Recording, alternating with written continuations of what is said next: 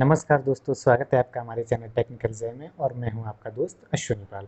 दोस्तों, पिछले वीडियो जो कि मैंने पीपीएफ अकाउंट के बारे में बनाया था, उस वीडियो के कमेंट सेक्शन में बहुत सारे लोगों ने ये कमेंट्स किया है कि सर ये पीपीएफ अकाउंट जो स्कीम है ये बहुत ही बेनिफिशियल है, लेकिन सर ये बहुत ही लॉन्ग टर्म के लिए है, मतलब इसकी बहुत लंबी अवधि है। तो सर प्लीज़ कोई ऐसी शॉर्ट टर्म का स्कीम बता दीजिए जिसमें जो हमको लाभ हैं वो पीपीएफ के बराबर ही मिल जाए। तो दोस्तों, सबसे पहले तो मैं आप लोगों से सॉरी बोलना चाहता हूँ, क्योंकि उस टाइम पे मैंने कमेंट सेक्शन में सारे लोगों को ये रिप्लाई कर दिया था कि मैं नेक्स्ट डे ही इसके ऊपर वीडियो लाऊंगा, लेकिन कुछ हेल्थ इश्यूज़ हो जाने के कारण और थोड़ा टाइम भी नहीं मिल पाया, उस वजह से मैं वीडियो को अपलोड नहीं कर पाया। और आप लोग इतना प्यार और सपोर्ट देते हैं उसके लिए दिल से थैंक। तो आज हम जिस स्कीम के बारे में बात करने वाले हैं वो स्कीम है एफडी यानी कि फिक्स्ड डिपॉजिट। इस स्कीम पे हम जो ये जानेंगे कि किस तरीके से हम इस पे इनकम टैक्स को और टीडीएस को इस पे कटता है और किस तरीके से हम इसको कटने से बचा सकते हैं। तो दोस्तों, मैं इसको 3-4 पॉइंट में डिस्क्राइब करूँगा, आप लोग उसको ध्यान से समझिएगा। और जो हमारा लास्ट का पॉइंट है वो मेन पॉइंट है, वहाँ पे मैं आपको बताऊँगा कि आपका जो टीडीएस है वो पूरे तरीके से एफडी पे मिलने वाले इंटरेस्ट पे पूरे तरीके से टीडीएस आपका जो है वो बच सकता है। तो चलिए नंबर 1 बात कर लेते हैं कि एफडी पे जो इनकम टैक्स कटता है वो कैसे कटता है। देखिए दोस्तों, इनकम टैक्स के बारे में बात करें तो इनकम टैक्स कि क्राइटेरियाज में कौन कौन आता है ये लोग आप लोगों को पहले से ही पता होगा। जिस व्यक्ति की सालाना आय 2.5 लाख रुपए से अधिक होती है वो इनकम टैक्स पे ही हो जाता है, और उस कंडीशन में उसको आईटीआर भरना भी कंपलसरी हो जाता है।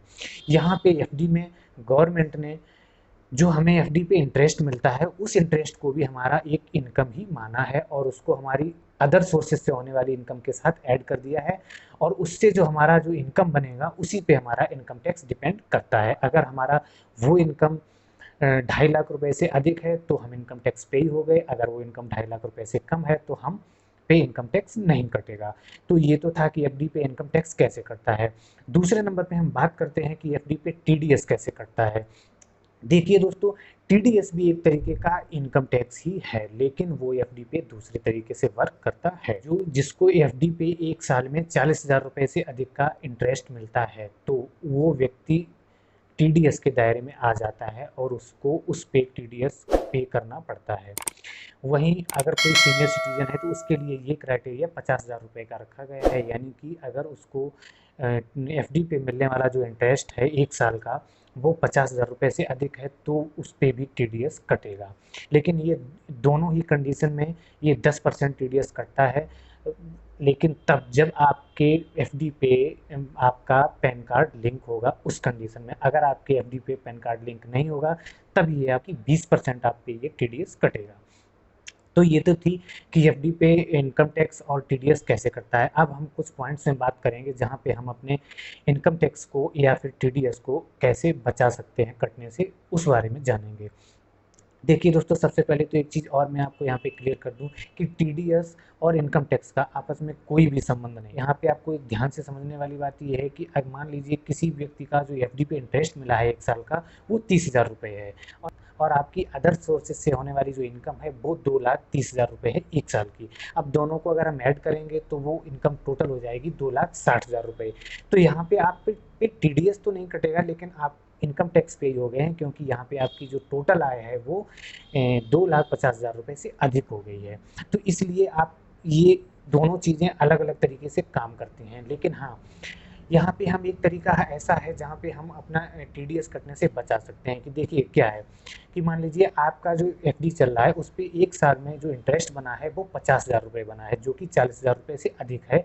तो यहाँ पे आपका टीडीएस कटेगा। लेकिन दूसरी तरफ जो आपकी अदर सोर्सेज से जो एक साल की जो इनकम हुई है वो इनकम 2 लाख रुपए है, तो यहाँ पे आपकी जो टोटल इनकम है वो 2.5 लाख रुपए होगी, यानी कि आप टैक्स के दायरे में नहीं आएंगे।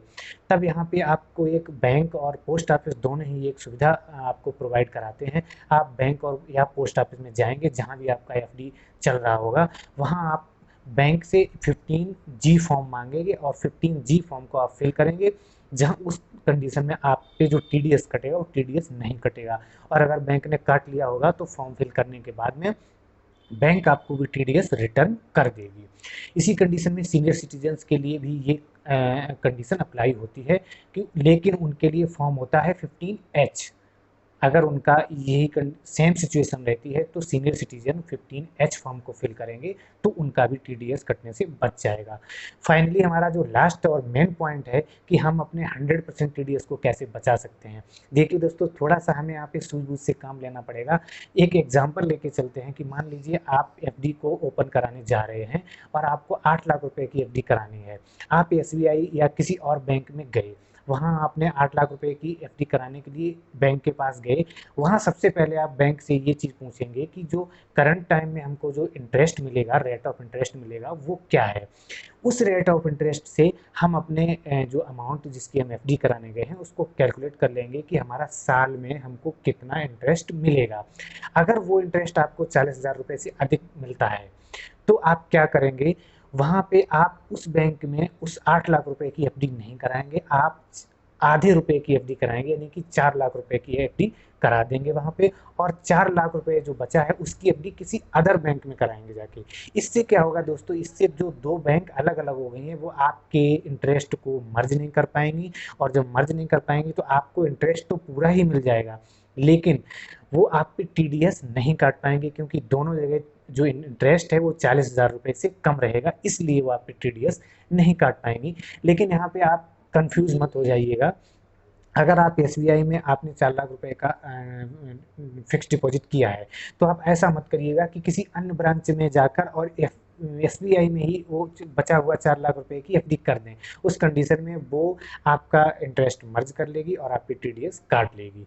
तो दोस्तों, उम्मीद है वीडियो आपको पसंद आया होगा। अगर आपको वीडियो अच्छा लगा हो तो प्लीज़ ज़्यादा से ज़्यादा शेयर कर दीजिएगा, और हाँ, अगर आप मेरे चैनल पर नए हैं तो प्लीज़ चैनल को सब्सक्राइब कर लीजिए, साथ में बेल आइकन को प्रेस कर दीजिए ताकि मेरी जो नई वीडियो हो वो आप तक सबसे पहले पहुँच जाए। और मिलते हैं नेक्स्ट वीडियो में।